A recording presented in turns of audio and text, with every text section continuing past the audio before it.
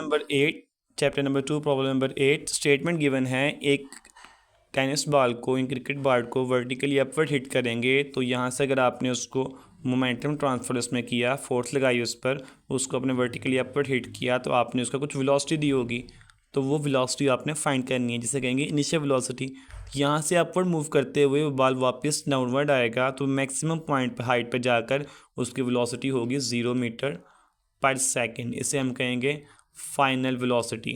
तो अगर हम लिखना चाहें तो हम लिख सकते हैं कि final velocity will be 0 metre per second. जैसा कि आप जानते हैं कि मैक्सिमम हाइट पर जाकर कोई भी फ्रीली फॉलिंग ऑब्जेक्ट जो है वो थोड़े से टाइम के लिए for a fraction of second रुक जाता है, फिर वापस वो डाउनवर्ड मूव करता है और वेलोसिटी उसकी इंक्रीज होती है।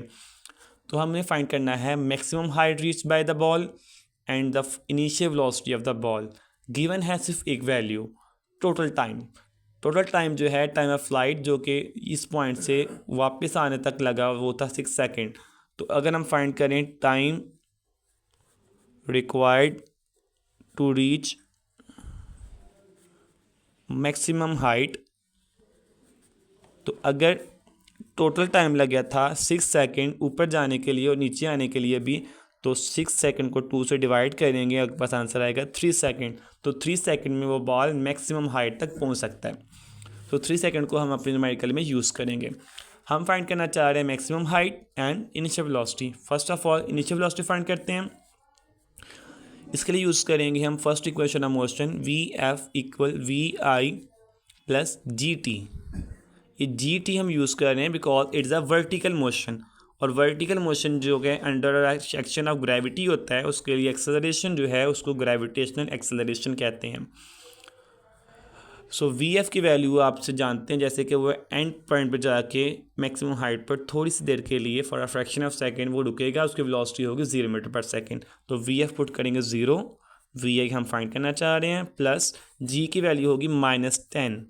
-10 तब होती है जब कोई बॉडी अपवर्ड मूव करती है, बिकॉज उसकी वेलोसिटी जो है वो कम होती है, और जब वेलोसिटी कम हो तो एक्सेलरेशन नेगेटिव होती है, और जब वो डाउनवर्ड मूव नीचे की तरफ मूव करेगी वेलोसिटी उसकी ज़्यादा होगी, और वेलोसिटी इंक्रीज़ करने पर एक्सेलरेशन पॉजिटिव होती है। तो कोई भी बॉडी जब अपवर्ड मूव करती है तो एक्सेलरेशन उसकी आपने नेगेटिव पुट करनी है, -10 ग्रेविटेशन एक्सेलरेशन, और जब वो डाउनवर्ड मूव करेगी तो पॉजिटिव टाइम पुट करेंगे।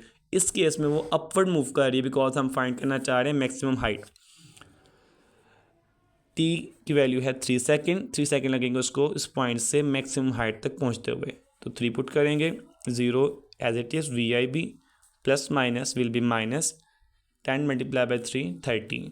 30 इस साइड पर माइनस है, अगर इस साइड पर ले आएँ तो आपके पास आ जाएगा 30 प्लस में, तो we I equal 30 metre per second. ये आंसर है इनिशियल वेलोसिटी के लिए। नेक्स्ट हम फाइंड करते हैं टोटल हाइट, मैक्सिमम हाइट।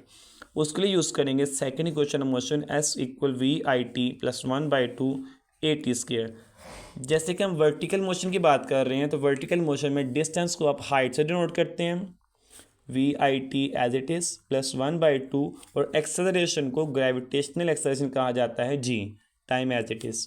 सो हाइट फाइंड करने के लिए इनिशियल वेलोसिटी गिवन अभी हमने फाइंड की थी, उसकी वैल्यू थी 30 मीटर पर सेकेंड।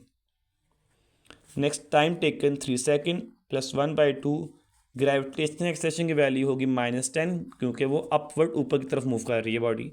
तो टाइम की वैल्यू होगी 3 सेकेंड, गिवन है स्क्वायर एज इट इज़। 30 को अगर 3 से मल्टीप्लाई करें तो आपका आंसर होगा 90 plus minus 2 1 time 2 2 5 time 10, cutting कर लेंगे 5 एज इट इज़। 3 का स्क्वायर आएगा 9, s equal 90 as it is, 5 multiply by 9 will be 45, 90 minus 45 आपका आंसर आएगा 45 मीटर। डैट मीन उस टेनिस बॉल ने 45 मीटर का वर्टिकल डिस्टेंस कवर किया, उसकी मैक्सिमम हाइट थी 45 मीटर। ये आपका फाइनल आंसर।